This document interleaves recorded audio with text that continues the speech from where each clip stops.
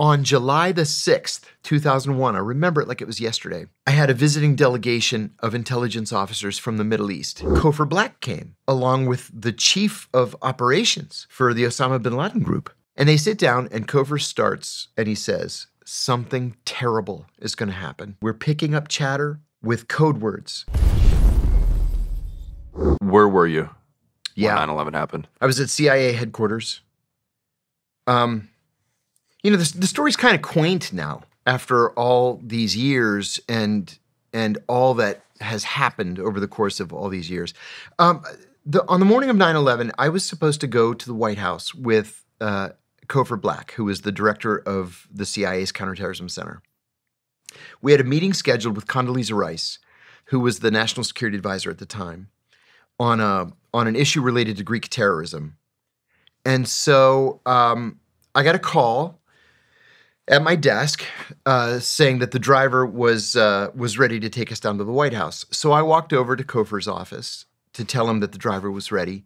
And his secretary had a TV on her desk. Now they're on every computer, but back then it was kind of unusual to have a TV. And she had a TV on, and one of the towers of the World Trade Center was burning. And I said, "What happened on World Trade Center?" And she said, "A plane flew into it." And I naively said, "You know, that happened once before. In 1932, a bomber flew into the Empire State Building, but it was really foggy then. It's so crystal clear today. Like, how can you not see that you're flying into the World Trade Center?" And just as I said those words, the second plane hit. And then she turned to me. I was standing behind her. She turned to me and she said, "Did you see that, or did I imagine it?"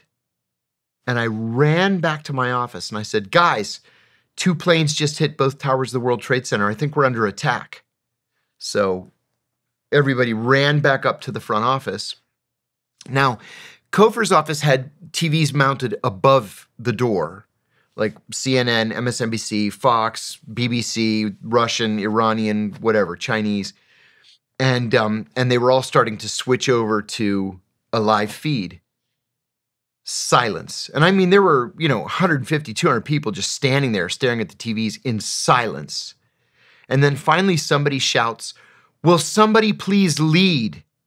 And then Kofor snapped back into, real life and said, "You, go to the director's office. You, go to security. You, talk to this guy. You." Finally, a cop came in to the office and said, "We're evacuating headquarters. Everybody get out." Nobody budged. And then an hour later, he came back and said, "If you don't evacuate, you'll be arrested," which they meant. So, I mean, talk about chaos. We all evacuated. I got about halfway home. I lived about 5 or 6 miles from headquarters. I got about halfway and I just couldn't get any closer to my place. So I just abandoned my car on the side of the highway. My then, what was she? Girlfriend? She became my wife, met me at my place. We walked to the roof of my building. We watched the Pentagon burn. And we tried to donate blood, but the lines were so long, we just couldn't. Wow. And then I said to her, "This is ridiculous. We got to get back to work." So we walked back to my car, and I made a U-turn on the grassy median, and we went back to headquarters, and then I didn't leave headquarters for another 4 days. I just slept under the desk, and we got a bolt cutters, and we cut the chain on the cafeteria doors, and we took all the food and cooked the food and then laid it out on tables in the hallway. We ended up writing a check to the Marriott for $10,000 or $15,000. We stripped the place. Yeah. Yeah. But the story really begins a little earlier than that. I was working on Greek terrorism and on training. So on July the 6th, 2001, I remember it like it was yesterday, I had a visiting delegation of intelligence officers from the Middle East. And so my job was to welcome them at the airport, take them to their hotel, they get freshened up, take them to CIA headquarters. They have a full day of briefings. We exchange gifts. I take him to the director's office for a handshake and a photo. Then I take him to a steakhouse that night, and then back to the airport the next day. So they come in, and I set up the full day of briefings, and I got some junior analyst to come and talk to us about Al-Qaeda. I didn't know anything about Al-Qaeda. I was so focused on European terrorism. So this is 2000? 2001, okay. July the 6th. So instead of this junior analyst coming, Cofer Black came, along with the chief of operations for the Osama bin Laden group. Mm.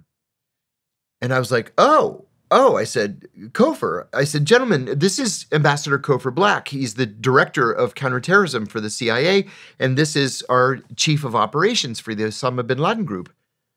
I was like so shocked to see them.